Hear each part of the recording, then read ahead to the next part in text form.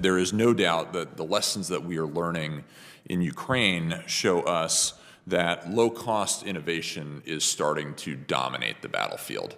Plans for a one-time $150 billion increase in defense spending as part of a reconciliation bill go a long way to putting out the message that America isn't checking out from the world and will defend its interests. Mr. Chairman, the yeses are 35, the nos are 21. The day after the House Armed Services Committee vote on the bill, the Journal put out an exclusive titled, "U.S. Army Plans Massive Increase in Its Use of Drones as Part of an Overhaul That Would Cost $36 billion over 5 years," and also plans to equip each of its combat divisions with around 1,000 drones. It's a development that went directly to one of the more interesting exchanges between Congressman Pat Harrigan and defense officials who recently testified on military posture and national security challenges in the Indo-Pacific region. It's estimated right now that China's drone output in 2024 was $29.4 billion, which is at least 4 times the amount of money that the United States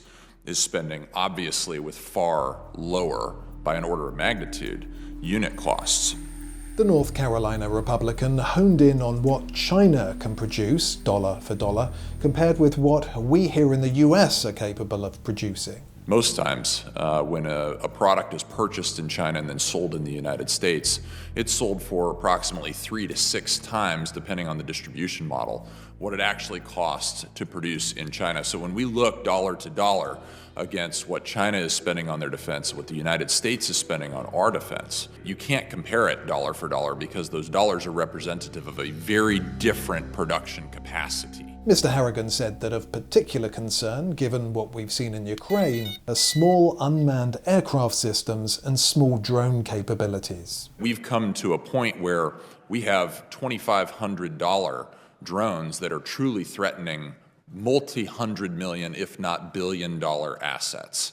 We've got the great example of Ukraine, who doesn't even have a navy that has been able to blunt the force of the Russian Navy in the Black Sea with basically one-way attack surface-level drones. 80% of the Russian casualties that are being caused in the Ukrainian theater are being caused by FPV drones. The problem is the sheer number of drones, including those first-person view drones that Mr. Harrigan references, that are already in production at vast scale and at much lower cost in China. What threats does China's dominance in the global drone market pose for U.S. national security in the event of a potential conflict? China dominates the drone industry just by dint of their capacity to build them.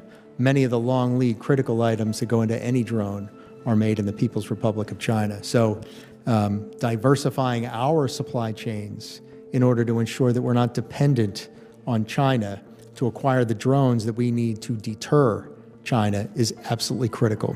Asked the same question was Army General Xavier T. Brunson. One of the things that we want to try to bring to Korea is I think what we might be able to do is to innovate better. So if you're familiar with the Army's Transforming in Contact Part 1 and 2 TAC 0, there's some technology that's being put forward now that's going to allow us to 3D print drones.